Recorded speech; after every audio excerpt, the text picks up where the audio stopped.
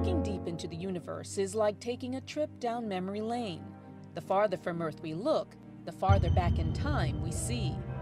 The farther back in time we see.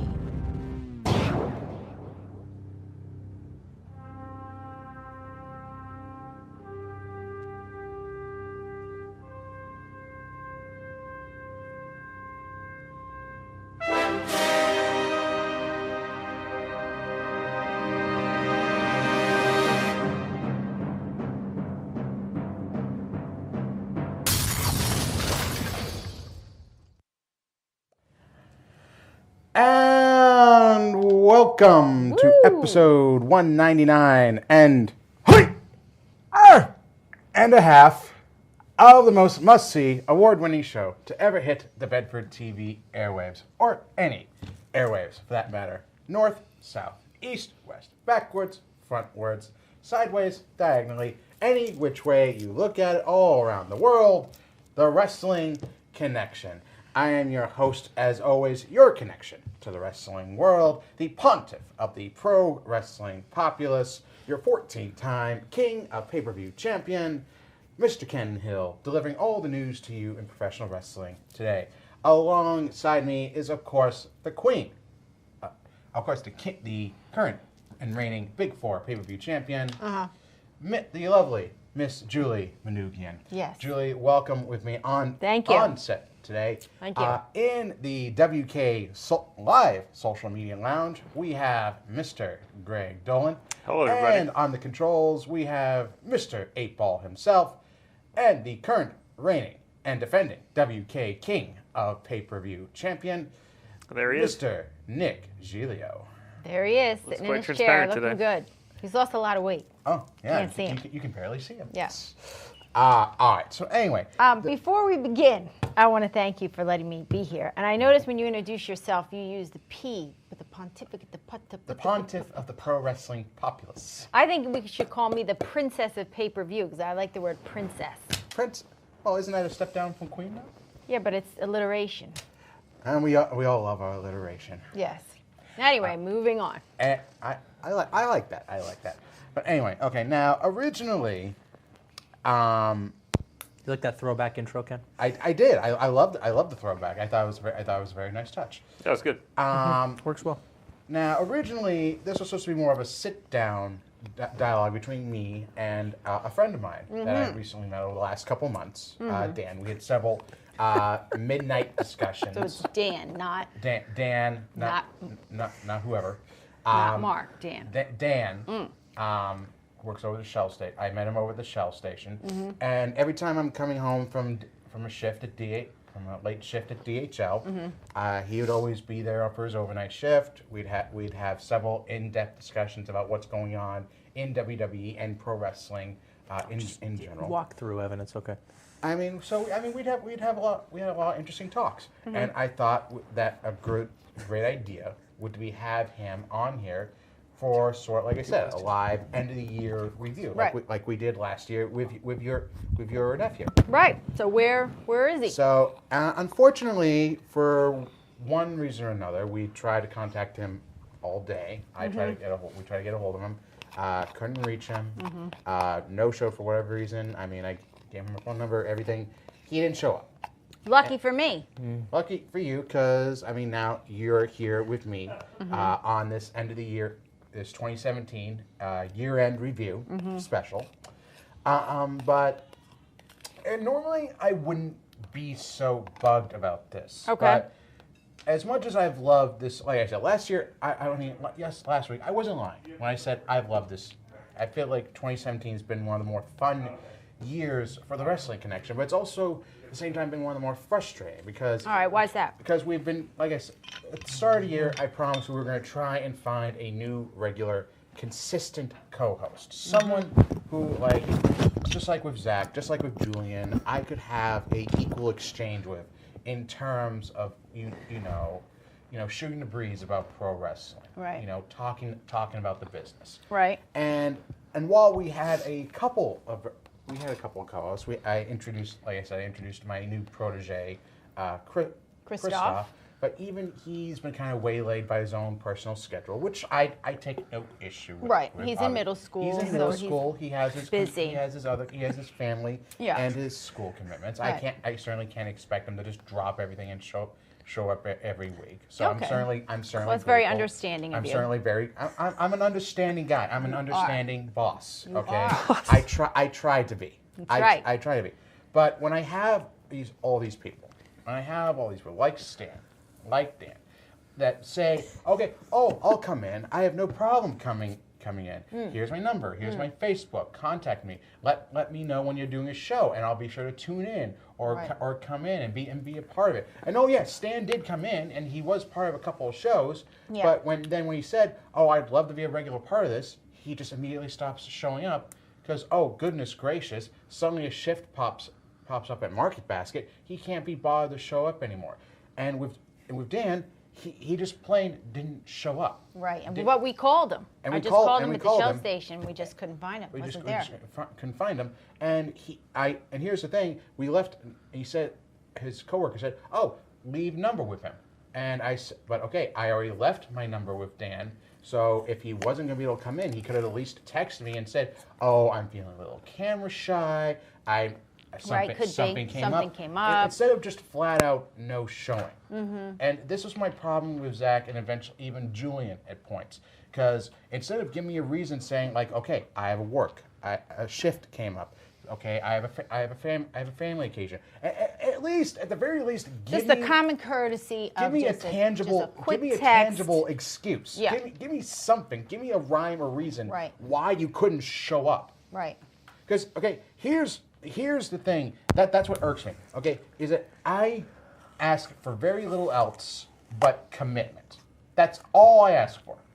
Okay, I understand that this isn't the most important thing in the world to most people. I mean, there have been some episodes where it's just either you and me and Nick, or me and Greg. God forbid. God, yeah, exactly. It's actually been a rare occurrence where we have everyone like this in the studio today.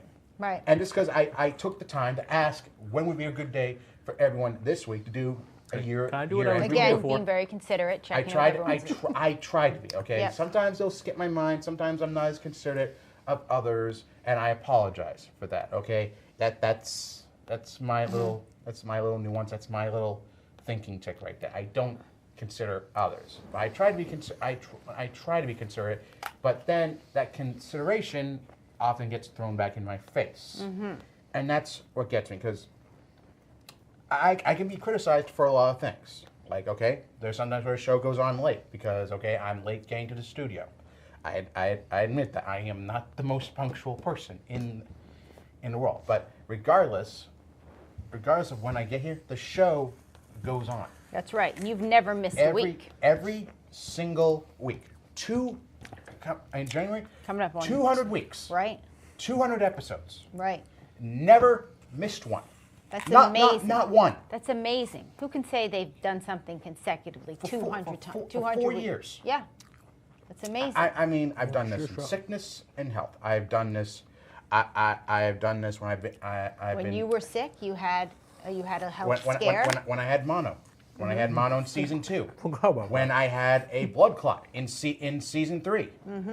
Okay. When I went through my break, my first big breakup. Right. You were still here. And I was going through the emotional ringer. Okay, I still took the time to come in here and do my show because this has been my bread and butter for the last 4 years. Right. And however big or small it's turned out, whatever accolades I've done, I can take great pride in the fact that I have come in here every single week for the past 4 years. It's amazing. Isn't it amazing? Thank you. So, I mean... And you won in that time a major industry award. Yes, you did. I did. Let's not forget that. And I'm very grateful for that because I really could not have done it without any of you. What if you're gonna You won a read this major again? award and you won a Bedford TV award. There you go. Two separate categories. I mean, this wouldn't have been possible if Brian hadn't come into Brugger's 4 years ago and like mentioned the idea of television. it wouldn't have been made possible without any of you behind the scenes. Because I'll be the first to admit, I don't know a whole lot beyond the basics of video programming and production. Right. Although you've been very grateful to give me crash courses at times. So maybe we can turn this into an on-air plea to find you Find a co-host, somebody who. I am putting this out there for probably about the 1,000th I time. know. I feel like this is a broken I know. record. I know. Anyone who wants to come to Bedford TV, anyone who wants to be on TV, anyone who's got a passion for professional wrestling or sports entertainment, whatever you call it at this point. Right. Who wants to be on the Wrestling Connection, wants to be on TV. Right. We're on TV. Okay, we're not. It's not Like just, everybody wants to be on TV. and So here- if and this here's the was thing, a, it's not just local TV. It's YouTube. yeah, it's global. It's global. We have We're- fans we're- in we're Chattanooga globally streaming and right now. India. I know. Potentially thousands, if not millions, of people Are watching the show. us. Exactly. Including Anna Kendrick. Exactly. Including Anna Kendrick is Exactly. watching the Wrestling Connection. And Penelope from Chattanooga, Tennessee, she was your first caller. Exactly. Penelope Cruz, Yeah. All right, so let's say we're writing a job description. Okay, what are the required skills that this person must have? That, like Christoph, pulse. A pulse. A pulse. There you go. Okay, that you have at least a modicum of passion for pro wrestling. A And what? A modicum. what's that word? How do you Mod- spell that? MODICUM. Very Correct. impressive. That's a $10 word. I'm going to give you $10. Okay. Okay. Yeah, Modicum, $10. go ahead. Okay. They Okay. need to be able to spell modicum. I just did. No, but they need to be able to spell candidate modicum. You needs need to to be- be able to spell modicum, yes. Okay. Okay, and any of the other $5 to $10 words that I use on this show. Recognize. But the point, including that one, that the only word that Nick seems to know how to say. All hail Mikhail. And that too. And you need to learn how not to fail like Mikhail. Okay, that's another prerequisite right All there. fail Mikhail. And okay, but anyway, like so you want to be if you think you have a future in television or TV production or video editing, could just shout it in your lap. any career pertaining to television, you can get a huge start right here at Bedford TV. So I'm not just talking about being part of the Wrestling Connection. I'm talking about being a part of the Bedford TV family, which I've been a proud member of for 4 years. Excellent. Not just as a lucky host, to have not just you. a host, as a cameraman, as a videographer, and heck, even one episode I spent in the sound room. So That's right. Was that by choice or? Well, that's because I lost a bet. But I still had fun regardless. And okay, you can have fun too. You can have fun too being a part of both Bedford TV and the Wrestling Connection. There you go. Okay. Okay. So if anybody's interested, how can they contact you? Or they could contact Bedford TV. Well, I if think they it's want... yell Ken real loud. Just yell. Ken! Like Ken! Okay. Oh God, that's gonna be next for a while. At some point. All right. But if you want to contact me, you can contact me at wrestlingconnection@gmail.com, or simply look me up on Facebook. We got Wrestling Connection on Facebook. We got Wrestling Connection on Twitter. On, like I said, on YouTube, all over, on Reddit, on Tumblr. So just look up the Wrestling Connection, and it's all over the place. Okay. We're all over the place. So, but if they want to contact, say, Bedford TV, Yeah. where would they go? Where would they go, guys? Email staff at bedford.tv. Email. Or studio at bedford.tv. Studio. Studio. At Bedford TV. Dot TV. TV. Let me say that again. It's studio@bedford.tv. And let us know if you'd be interested in signing on as part of the Bedford TV production crew, or if you want to host your own show like myself, or if you just like I don't know if you just want to hang around. It's all good. All right. So let's get to today's show. Let's get to today's show. Like I said, which is a very special year-end review. View. Yes. View. View. Contact Ken at look me.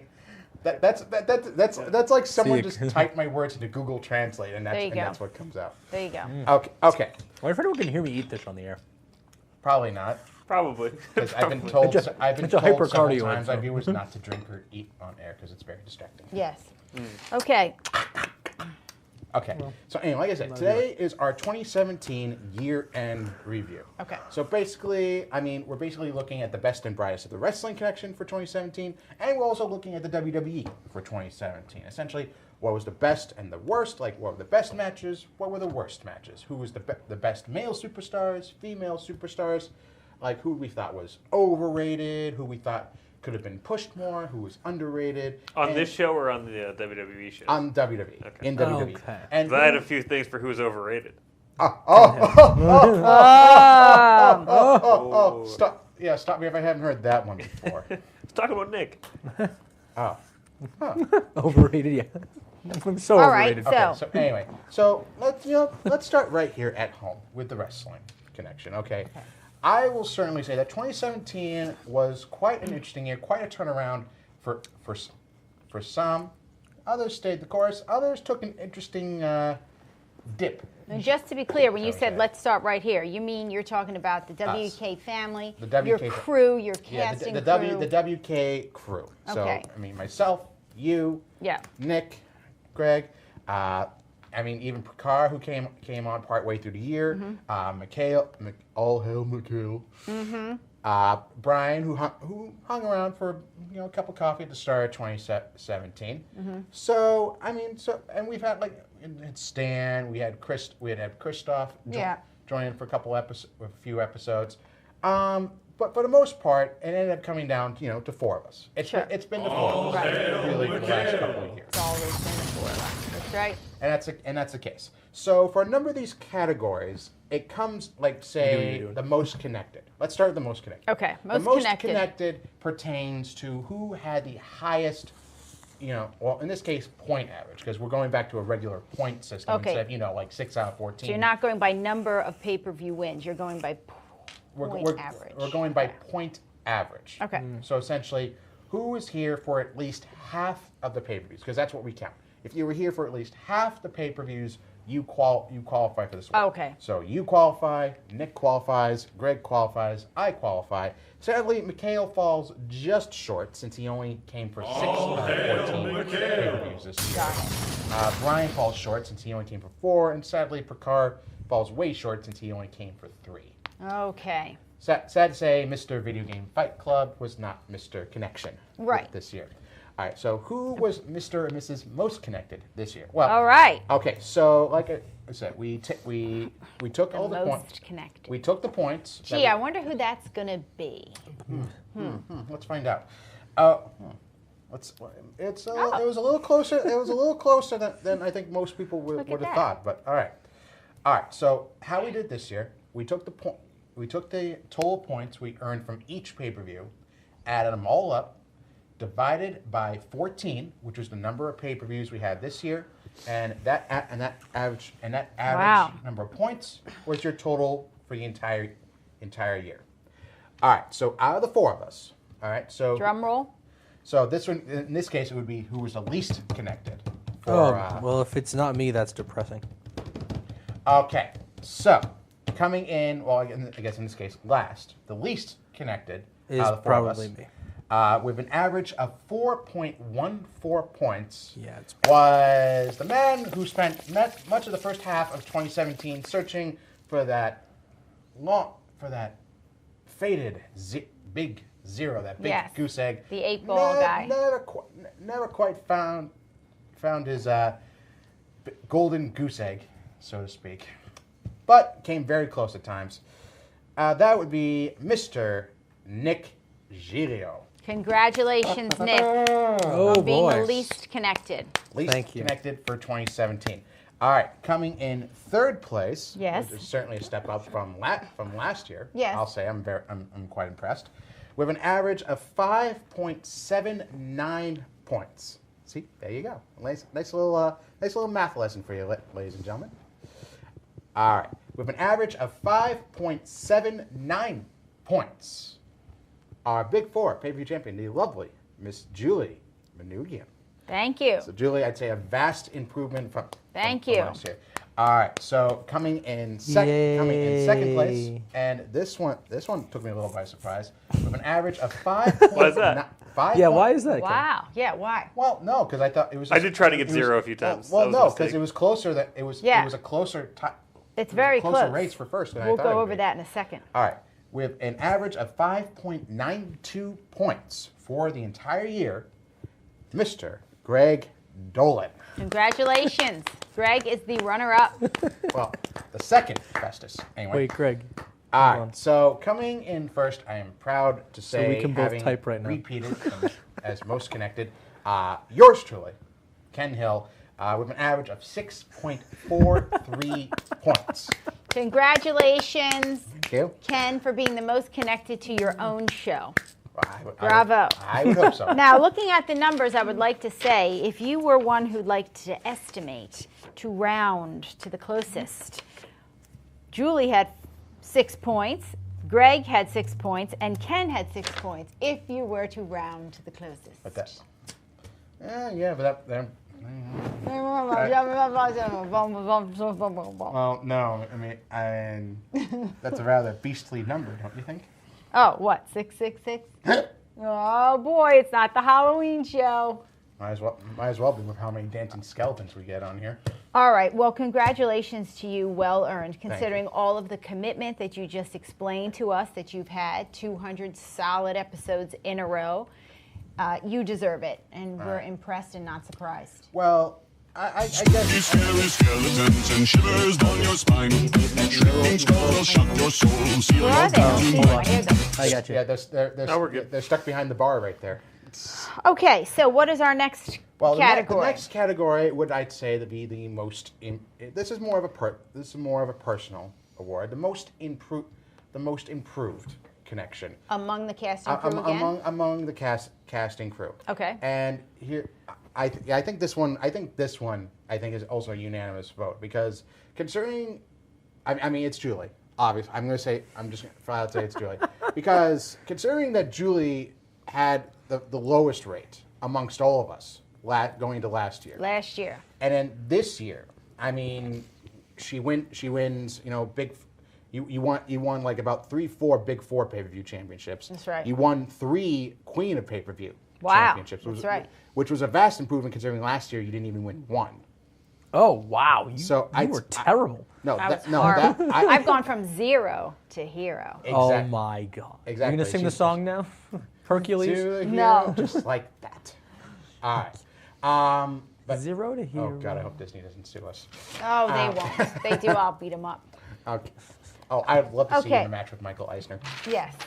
All right. Okay. All right. So you this year, let's review. I won. You won 3 Queen of Pay-per-View championships, and if my memory serves me right, and 80% of the time it usually does, that's probably an exaggeration. You've won, I believe 3 to 4 Big Four championships. Gotcha, which is what I'm holding Which is right. actually harder to do. Because it's harder to place second, just as well, I'm probably not as much as it is to get a 0. That was like No, that's impossible. that was like your Mount Everest, right? If I gotten 0, I would have stopped connecting. No, I probably would have given you most improved just because like 0 is probably the hardest achievement you could probably ever achieve in a prediction show.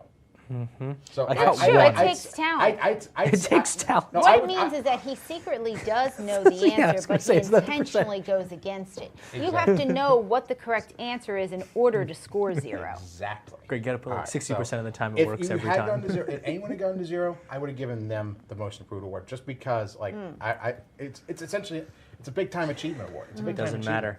Oh, I mean, yeah, you're king. So come on, yeah, you won. I'm the king. Yeah, you Why close- aren't you put yourself on? You closed I out. shut Switch that to yourself. You Greg closed and I are out having too much fun 2017 over as here. king of pay-per-view. You got to switch to yourself and show. We're getting there. The baby got his bottle. So Yes. he's that. All right, next. The only other baby not named Travis. Okay. So the next award, and this I guess is a little more self-gratification, is essentially this kind of king or queen of the hill award. Essentially, Of the Hill, that's your last name. how astute of you, Miss Minogian. Thank you. Okay, I so like when you call me essentially Miss this is Minogian. who won the most king or queen pay-per-view title reigns in 2017. Now, Nick, of course, won it once. He recently just came out of Clash of Champions with no the idea. King of Pay-per-view No title. clue. Oh no! I know. I'm just giving you. I knew. I'm just giving you a moment in the sun. Oh, okay. Thank you. Your one glorious shining moment of 2017. It's all right though. I'm king right now. Exactly. I'm king going into the 200th. So Yeah, there you go. Okay, so Nick won it once. Okay. Mikhail won the King of Pay-per-view title once, as much as Okay. he loves to remind us, or Greg loves to remind us every single chance he gets. Brian won it once at the top of 2017. All hail Mikhail! See? Brian won it once at top of 2017. Okay. Greg won it 3 times.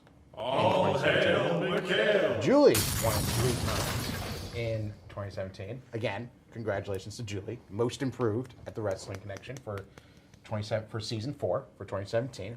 And I came out on top. Sorry, once again, with 5 championship victories. But what I think people fail to see in all of that is that, let's add it up. 5, 1 for Nick, that's 6. 3 for Greg, that's 9. 3 for you, that's 12. 1 for Mikhail, 13. 1 for Brian, 14. 14 pay-per-views, 14 title changes. So no one held a championship past a pay-per-view. That is amazing. That means that we are all equally talented. Yeah, that at any given moment we could take it from this one another. The championship was the most sought after because Right. literally, like, no one held it for more than a month. See that? Or a pay-per-view, because sometimes it would be like 2 weeks between pay-per-views. So no one held it past the pay-per-view they wanted. Yeah, that's amazing. Which is unbelievable. It's just so hard to be consistent. I mean, because the last person who was a consistent winner was Brian Doink. When the championship was in existence, he held it for 3 months, which is remarkable. No one could top him all the way back in season 2. Wow. And that's pretty impressive. it was. It's very impressive. The fact that it holds to this day shows you how impressive it is. So, you know what? Good. Something for all of us to strive towards. Now, with that in mind, now obviously we talk about winners. We talk about winners, the not so winners. Right. Sorry. But now we talk about, I'd say, the future of the Wrestling Connection. What does the future hold for it? I mean, we got the 200th episode coming up on January 12th. January 12th. The 200th, the bicentennial, as it were. Oh, I like that. Yes. Greg loved it, so I'm going with it. We're going Why with not? it, the bicentennial. The bicentennial. Okay. The 200th episode of the Wrestling Connection. Okay. But what does the future get some hold for us champagne. going into season 5? Where do we go from here? Obviously, we're still in search for a new regular co-host. I've announced my protege, Christoph, and I think there are big things in store for Christoph. Just because of the fact, he won 2 awards. He won 2 Bedford TV awards, which is very, very remarkable. Very, very proud of him. He's had a fantastic time from what I can tell here on the Wrestling Connection. Really knows his stuff, especially for someone at middle school age. Right. When I was just getting into it. And he already shows just as much energy and passion for it as I do now. Right. He has that spark. Yeah. And I am very confident that going into 2018, that spark it'll just turn into like a big roaring flame. Like he's Wonderful. He's gonna shine. I think he's gonna shine real brightly for the Wrestling Connection and for Bedford TV. Wow. In we have to make sure 2018. he's here for January 12th. I certainly hope so. I would like to think that he becomes just as big a part of the Wrestling Connection and Bedford TV as we've all had in the last few years. Are you guys serious? I'm having an emotional moment right here, and you guys put a toilet up. Not me. Are you kidding? That was probably for me. Wow. for Julie. Wow. That was for me. Wow.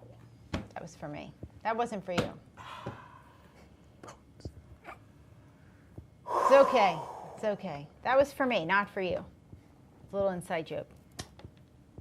Promise. Okay, moving on. All right, moving on. Okay, we move on from the Wrestling Connection. We move on to WWE. All right. Of course. Let's get into it now. Now, the big thing is obviously, like, when we reach the end of the year, we ask ourselves, what was the best? What were our favorite moments for WWE? What were the best moments? What were the worst?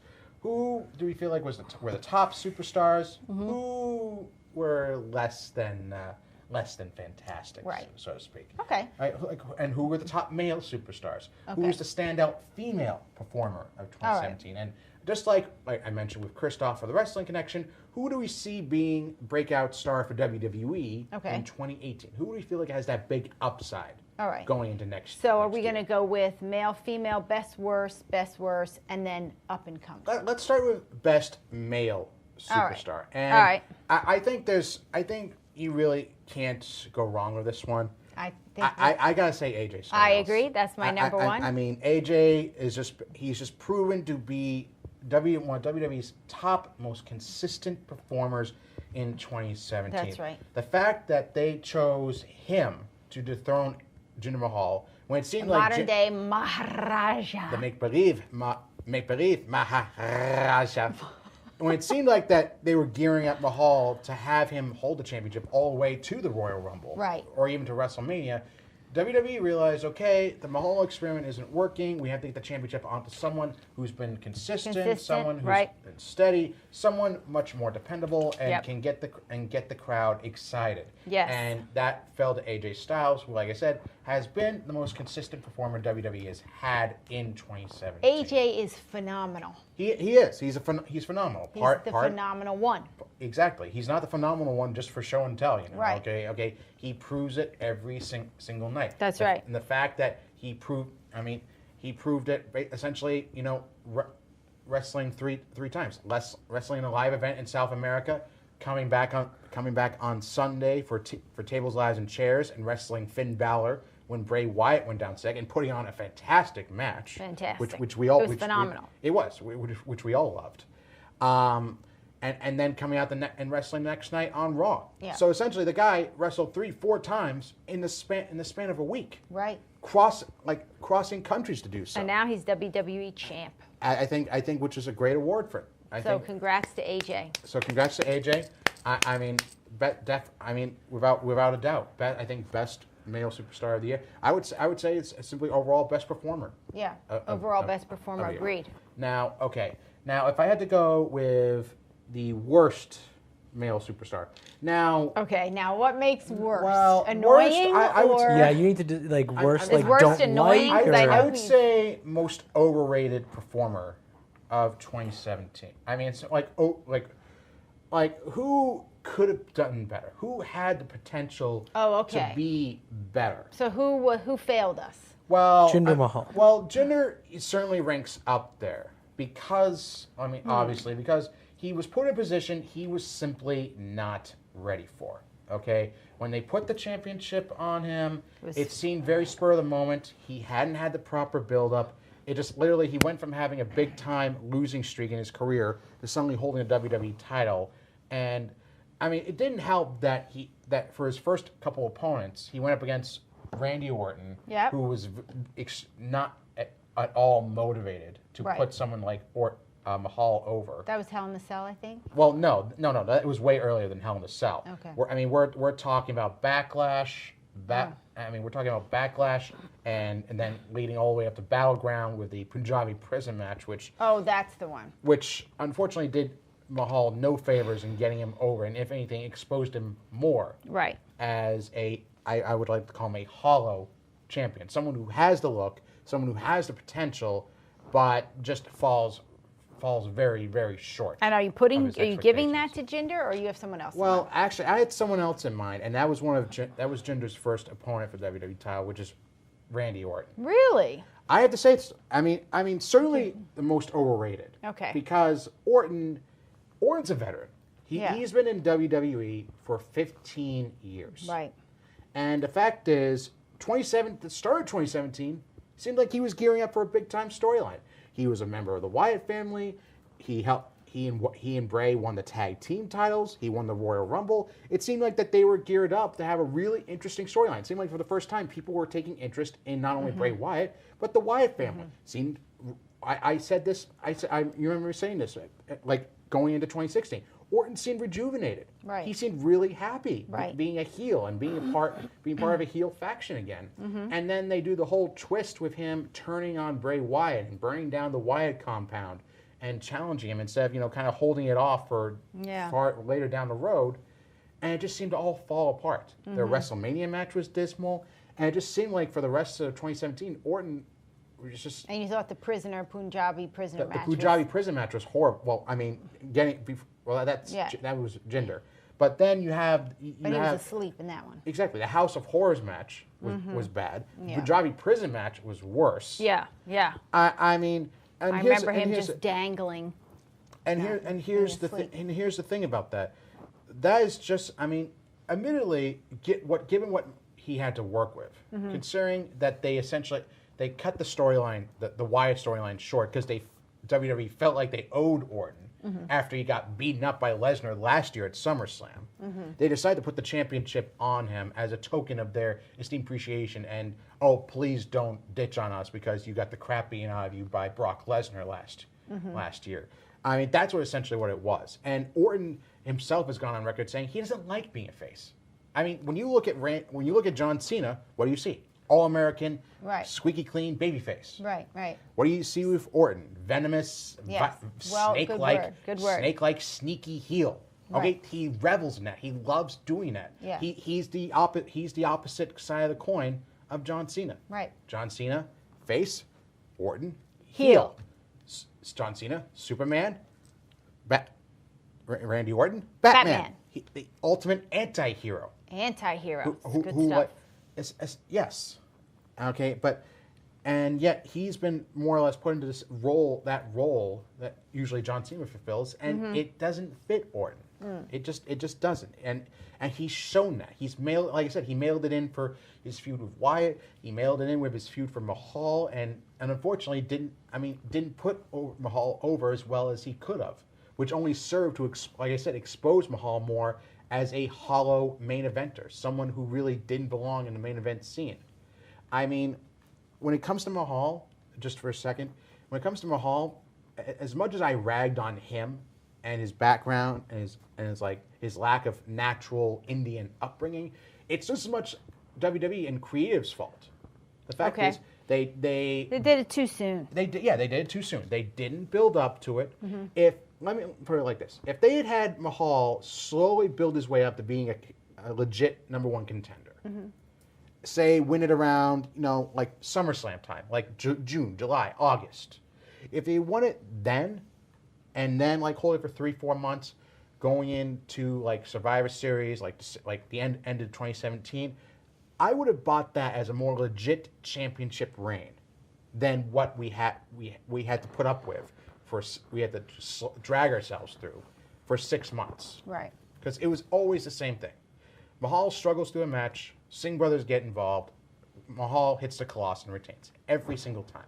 No rhyme or reason. No difference in match psychology. No expanded in-ring acumen. No nothing. So what title are you going to be giving to Randy? How do you... I would say Randy was most overrated for 2017. Most overrated. And I guess, right. I guess I would have to give Mahal the worst 27, the worst All right. superstar. So we're doing two the and worst one. male superstar overall. Just because as much, Greg, do you agree? Totally. I mean, as much Nick? as it was uncreative for not. Yeah, he tried and it was. Would be he tried and failed or WWE We don't tried see you, and failed? Nick. We don't see you. I'd say WWE. I shut myself. Mahal tried We don't see with Greg what either. WWE gave him, but came up short. What happened to Greg? Greg was in the social media lounge. He's lounging. Lounging. Oh, he must have snoozed. Okay. All right, So- so we got Jinder at worst. We have Randy- Orton at most disappointing, or most overrated. Yeah, because I think, part of disappointment is having a certain level of expectations. Orton's been a veteran of 15 years. Even if what was going on with him wasn't to his liking, he still should have put in the work. He still should put in the work to at least make Jinder look like a relevant threat to the WWE title, or make him look like a relevant champion. Okay. Instead, he didn't really do that. Having Shinsuke on an unmotivated Shinsuke didn't really help Mahal's matters either. So essentially, Mahal ran into a number of unmotivated opponents who didn't really do the job of putting him over like they should have. Okay. So I think in that sense, okay, I'm just as disappointed in WWE as I am with Jinder. Remember when Jinder threw that lavish Punjabi celebration in honor of his WWE championship? Right. That was one of the highest rated YouTube segments for WWE in 2017. Really? So we certainly he had the potential. WWE just really failed to follow up on it because they went with like the lowest base form of humor. It was him making racist and anti-American remarks. Yeah. Okay. Yeah. I mean, It's WWE. kinda weird. Yeah, par for the course for WWE, unfortunately, because the writers can't really think anything above a certain level, certain denominator, unfortunately. All right. All right, So what so- is our next category? So now we go over Ken, the to- most connected, the king of the hill. Yes, thank you. You're welcome. We go over to the other gender. We go over to the female superstars. All right, let's do it. Now, I think this one goes without saying. It's just Yes. because the fact that she was undefeated in NXT.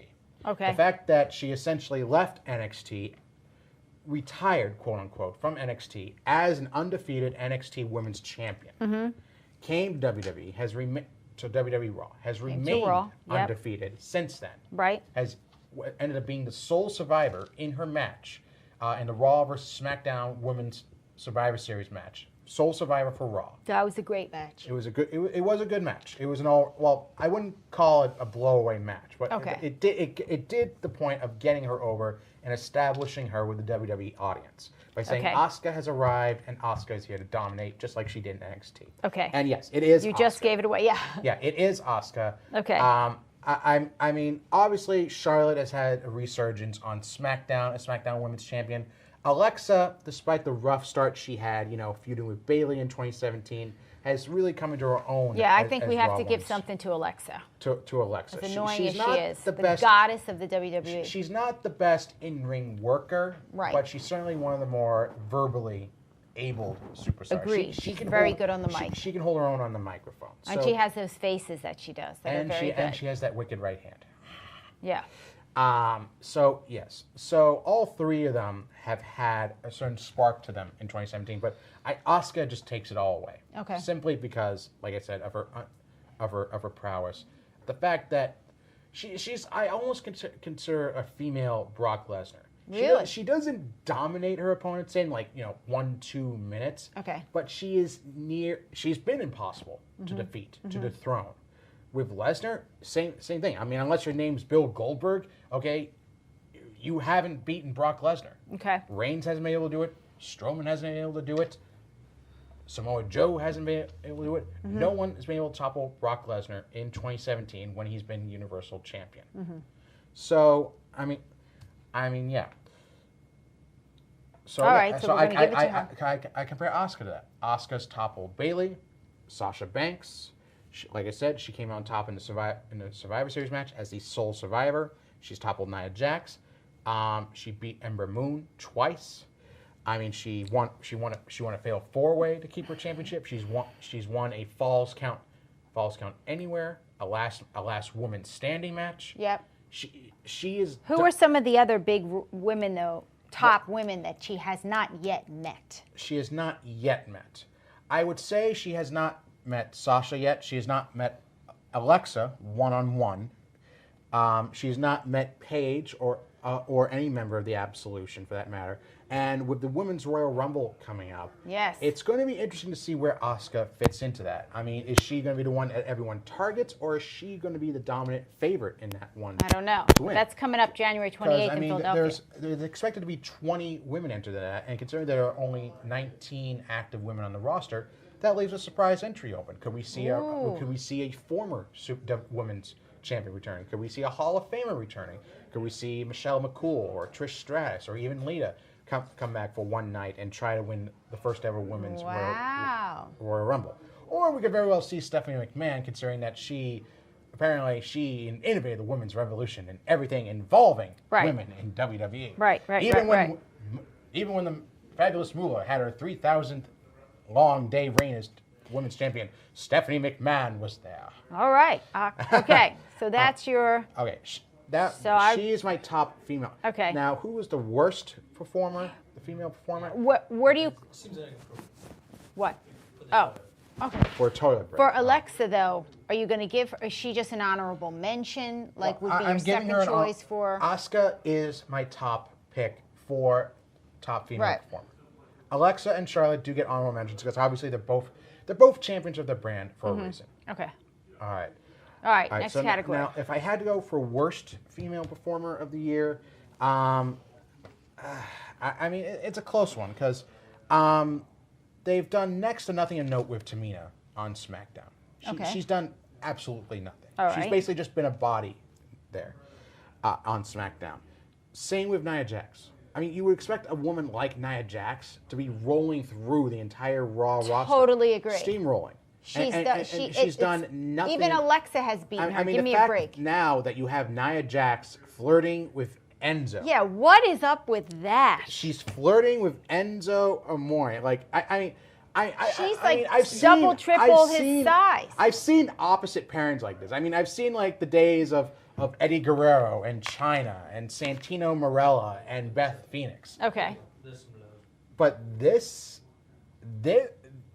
I'm not getting this. I'm not getting it. I mean, if they're trying to add a little maybe it's like a shock value, like they purposely are putting like the two opposites together. Yeah, trying to add some substance to a character, some depth. I get that, but like, I don't see the potential here. I don't get the crossover potential between the Raw Women's brand division and the Cruiserweight division. I'm not seeing the connection there. Pardon the pun. So that's what boggles my mind. But I mean, between the two of them, but I feel like the one who's being worst utilized on either brand. Okay. And I hate to say this because she was one of my favorites coming into 2017. Who? Along with was Bayley. Bayley has true. What happened to the hugger? Bayley has fallen off the face of the earth. It's true. What's happened to her? I mean, she's essentially a body on Raw now. Yeah. I mean, she came strong. She launched strong. She came in strong into 2017 as women's. She won the women's championship. Maybe in early that soft, 2017. sweet, huggy emoji and then doesn't work. She lost to Alexa. I mean she lost to Alexa. Right. And then she's done next to, and then she lost. She had that dismal feud with Alexa, including "This Is Your Life, Bayley," which was the worst segment in one of the worst segments in WWE history. Right. In 2017, certainly. Right. And lost that match, and lost a rematch, and then has done next to nothing of note after coming back from her shoulder injury. And I gotta say, if there's anyone, I initially thought, the whole on-screen relationship between her and Sasha, if either one of them I was going to peg for a heel turn, I would have gone with Sasha. Really? Because Sasha was a heel when they were feuding down in NXT. Mm-hmm. It was the most natural thing. They had the best match down in NXT. She kind of fizzled out a little bit too. Sasha's a fizzled out a little, but not nearly as much as Bayley. I agree. It's a good choice. I mean, Bayley, I think, needs the bigger turnaround right here. Don't mind me. I'm gonna just fix my hair. And okay. I mean, I could see her making a run in the Women's Royal Rumble match, but honestly, at some point in 2018, Bayley's got to turn heel. Yeah. And I think it's got to be soon. I'm not talking like the latter half of 2018, but I think I'd say the next few months. I think the big goal in the women, and at least in the Raw Women's division, is to have a substantial heel turn. Okay. Whether that be for Sasha or Bayley. Personally, I would prefer Bayley, just because she needs it. I think she needs like a spike to her character, just because she's flailing at this point. Yeah. She's in the middle of the ocean, no life preserver. She is struggling here. All right, Ken. Now, what is our next? All right, so the next piece I have is like in the same vein, top prospects for 2018. Okay. Who do we feel like has really that breakout potential? Like who could make that next big main event run? Who's simmering right on the verge? 10 minutes. Okay. Who's on the verge? Who's on the verge? All right. So someone who I feel like has been, again, vastly underutilized, just like Bayley. It's actually a close friend of hers. He made his return earlier this year. The first ever Universal Champion, Finn Balor. Okay. I mean, good choice. The Demon has he's been slogged in meaningless feud after meaningless feud, like with with Bray Wyatt, Seth Rollins, Samoa Joe. He really, Finn has not really gone, and now he's feuding 1-on-2 with the Miz Taraj. Right. When Miz is off doing movies. What does that tell you? That he's being basically put in a meaningless mid-card feud with two lackeys. I mean, and he had to have the returning Hideo Itami come and rescue him. What does that tell you how WWE sees Finn Balor? I mean, this is a guy who's proclaiming he should have been the one to face Lesnar at the Royal Rumble. Really? The Universal title. And yet he's being bogged down in the feud with the Miz Taraj. I mean, I feel like 2018 has to mean some sort of turnaround for Finn Balor. Because when he won the Universal title at SummerSlam in 2016, the crowd went apoplectic. They went nuts. They went what? They went apoplectic. What? They exploded. Apoplectic. Apoplectic. Po poo poo poo. Apopapa. You know, I've used They went Appalachian? They went what? Applegate? Apoplectic. Apoplectic. I've never heard this word. Can you spell apoplectic? It's like apocalyptic. They went nuts. They went nuts. They went crazy. Oh, like apocalypse. Yeah. I owe you, apoplectic. and that's another $10 word. So Yes, far, you owe me 20. I owe you $20. Okay. So, yes, they Guy went is nuts. too smart They for me. I went can't nuts, keep okay? up They with went this guy. nuts for Balor, winning the Universal title in 2016. And then, unfortunately, he suffered an injury during that match, had to relinquish it. And ever since he's come back in 2017, they've done nothing with him. Nothing. Zero. Nada. And, okay, I mean, you got Gallows and Anderson on there, former members of the club. You got Finn Balor on there, former leader of the club. You see the addition problem I'm trying to do right here? It's simple math. Put them back together. Got it. Okay?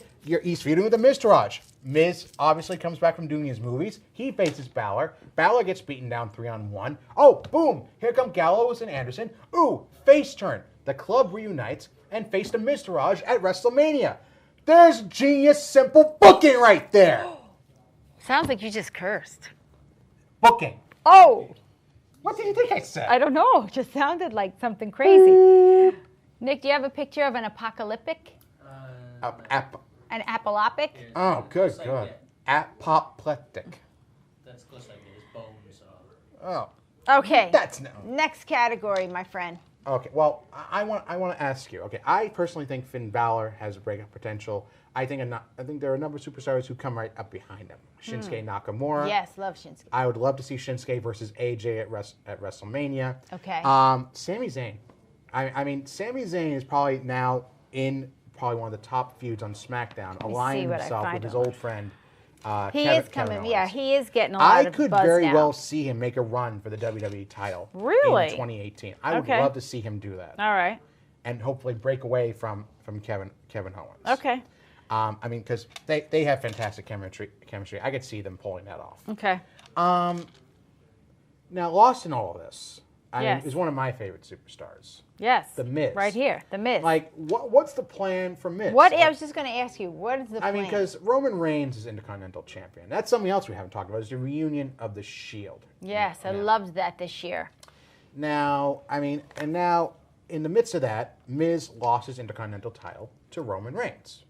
So where does that leave the former 7-time Intercontinental Champion? Does he win? Well- does he manage to somehow win the title back from Roman and pursue, Chris Jericho's record 9 title reigns? Because I mean, at this point, he would have to hold it for over another year just to break Honky Tonk's record. The Honky Tonk Man. Yeah. Or does Miz finally move on from his cherished Intercontinental title to maybe put himself back into the Universal title picture? Because, I mean, a lot of people, including Triple H, have said that Miz is one of the best talkers and all-around performers in WWE, and it would have been a shock to not see Miz without a heavyweight championship at the end of 2017. Sadly, that never came to pass, but who says that couldn't happen in 2018? Who says Miz couldn't find himself back in the... Speaking of him being a big talker and a good talker on the mic, he's on Divas. He's on Total Divas. Yep. I mean, he's constantly on Twitter. He's on YouTube. He's taking part in WWE's annual Christmas Christmas parodies, which he did a Christmas Story with Maurice, which I thought was pretty funny. Okay. I'll have to catch up to that. They actually brought in his parents for it, which cracked me up so I'll have to look for that. I'll have to look for that. Yeah. All right. do So that. you were going to say you hope he or your. I'm not saying he would have the breakout moment of 2018, but I think he's someone that could be brought back Okay. to the main event picture in All right. 2018. And I want to talk about a female for that. Okay, so now obviously aside from Asuka, because obviously we know Asuka's going to have a breakout 2018. There's no doubt about that. But who amongst the Raw or SmackDown divas strikes you as someone that could really have like a monster, a big time 2018? Well, I don't know about a big time 2018, but what I wanted to speak to is where you said The Miz could come back. Somebody who was higher, sunk down a little bit, and we want to see them come back. Who could you see coming back? Charlotte. You.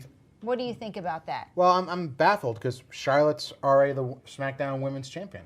So, do you think she's going to stay with that? Well, I would hope so. I mean, I hope she stays the SmackDown Because she was the Women's title. queen.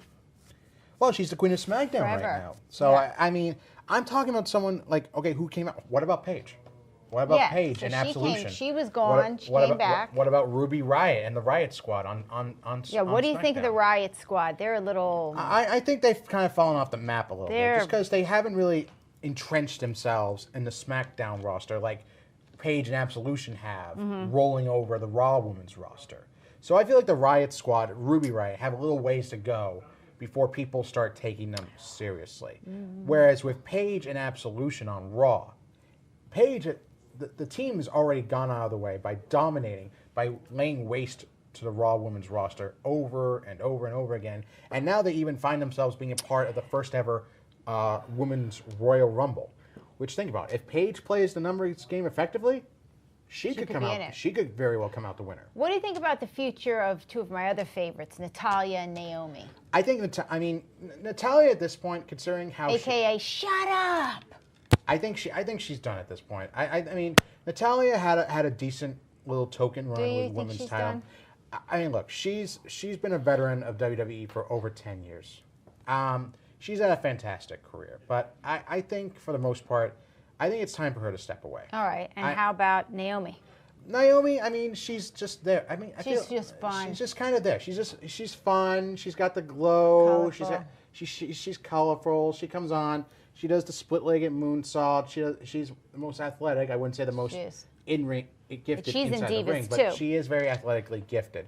So could I see her coming back to the top of the mountain again in 2018? Possibly. But, I mean, I think that would require a bit of an attitude change, too. How about somebody like Carmella? Well, Carmella's got the money in the SmackDown, the women's Money in the Bank, obviously. First ever women's Money in the Bank winner. And somehow, James Ellsworth's quiet departure from WWE has me a little bit suspicious. I mean, he got let go like a couple months ago from WWE. You know, given his wish you the best in your future endeavors, so on and so forth. But that kind of has me a little suspicious. I mean, he just suddenly gets let go. I mean, nothing's been made of Carmella trying to cash in. Who's to say that he couldn't still be a factor in 2018? Who's to say that James couldn't come back and out of nowhere distract Charlotte or whoever's the champion at the time? Carmella comes in and wins the women's championship. Right. So, I mean, there's a potential right there. But it's up to WWE to look past that. Okay, it's one thing to have that big shocking moment. The key is following up on it. How do you follow up after having her cash in? Or even if they have the cash in go successfully. Right. They could just go the opposite of what they did with the first male cash in, which was Edge back in 2006. They could just go the opposite way and have it be an abject failure. Say, okay, it's not a guarantee like the original Money in the Bank used to be. They may very well just throw that twist in there. All right. So what are your remaining categories for our end of the year episode? we are 'Cause I know running we're a little running short. out of time. We are running a little short. Now I'm talking about top prospects, but then we talk about what big moments could we expect? Like, who do we think could be world champion? What would we think would be like a big shocking twist we'd like to see in 2018? So I actually, you know what? I'll pose that question to each of you. I mean, to you and to Nick. All right. I mean, I'll pose it to you first. Like, male or female, okay, any superstar on either Raw or SmackDown, who could you see, like, dropping a big-time bomb, a big-time twist? Like, who do you see, like, you know, shocking the entire WWE universe, the entire audience, with something With the they women, say or do? maybe Alexa for women. What do you think? What do you think Alexa will do? I don't in know, but 2018? she's got the attitude to drop something major, a shock value. She's got the potential for that. Like we were saying, how good she is on the mic. All right. All right. Maybe calling somebody out, maybe threatening somebody. Interesting. All right, so Nick, I'll bring it over to you. Now, I know, obviously, you're not as big a follower on WWE as I am, but I know you're smart enough to know that, like, the little twists and turns that WWE likes to do. Like, yes. You seem to know when, you seem to be able to anticipate when they'll throw a curveball every once in a while. You and Greg. Yeah. Because usually going reverse of me and Julie works out every once in a Pays while. off. Paid off this past week. Paid off at Clash of Champions. All right, so let me ask you this: What do you think is a big curveball that WWE, like what certain superstar you think will throw a big curveball for the WWE audience going into 2018? Going into 2018. The big curveball is I'm talking like Lesnar's gonna lose like 3 times in a row. So you think Lesnar will finally lose his luster? No, he's very quickly. They're gonna put him out in one he's gonna lose. And it's like, oh, he lost because they took him forever. Just and then like with Goldberg, like you think, the loss with Goldberg was a fluke at Survivor Series. Then Royal Rumble 2017 comes up, and Goldberg eliminates him, and then he finally has to have that one last challenge, and then barely comes out on top. But this time it'll just be 1, 2, 3. Yep, You're out. All right, very interesting. So you think Lesnar will finally just flat out fall in 2018? His stock will just completely drop out.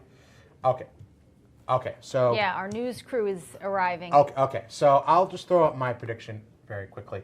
Frankly, and I think I discussed this a little bit earlier, but I think Roman Reigns is due for the biggest heel turn in 2018. I think he's finally just going to say, okay, I'm up with it. Let's come out with it. I never liked having to reunite with the Shield. I never liked the fact that Rollins stabbing the back. So here's how I see it going down. Clearly, the end game is Reigns versus Lesnar, Universal Championship at WrestleMania 34. Reigns goes into the match. Seemingly, it seems like Lesnar's going to come out on top again. Suddenly, here comes Reigns' friend Rollins, comes down, and instead of cashing in like he did WrestleMania in the past, helps Reigns this time to win the Universal title, finally coming out on top versus Lesnar. But then the following night on Raw, here comes the big shocker. Here comes Lesnar coming down to get his revenge on Reigns and Rollins. His music's playing. Reigns is armed with a steel chair. Rollins is standing at the rope saying, "Bring it on, Lesnar, bring it on." And suddenly the music cuts out. They go back to the screen inside the ring. Reigns has the steel chair posed right behind Rollins, and suddenly it dawns on Seth that he's in the same exact opposite position he was when he turned his back on the Shield in 2014. Reigns cracks the steel chair over Rollins, beats the ever-living bejesus out of him, and there you have Reigns turning on Rollins in 2018, saying, "I used you to win the Universal title like you used me and Ambrose to further your own career." Wow, Boom. I'm exhausted Revenge. just listening to that. Cold, I call it cold Hi, justice. Ann. Hi, Cold, Steve. cold revenge, 4 years in the making for Wow. Roman Reigns. And I'm exhausted It would right even now. be justified. It Are would you be a heel exhausted, turn Nick? that makes sense. When a good heel turn is one that makes sense. One where the heel feels justified in what he did, and Reigns would feel completely justified doing the same thing to Rollins that Rollins did to him and Ambrose 4 years ago. Got it.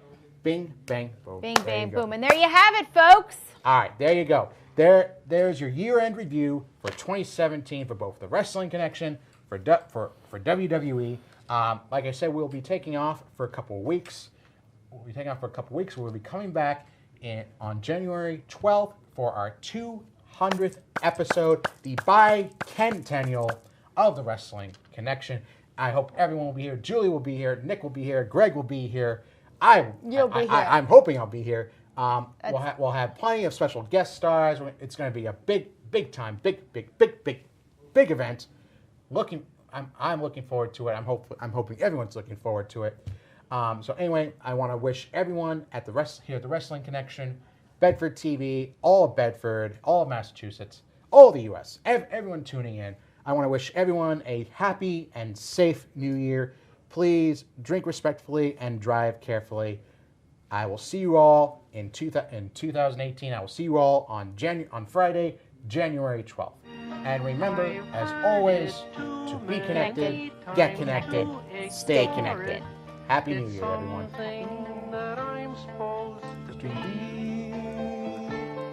Someday we'll find it, the Wrestling Connection, the lovers, the dreamers, and me. La da da.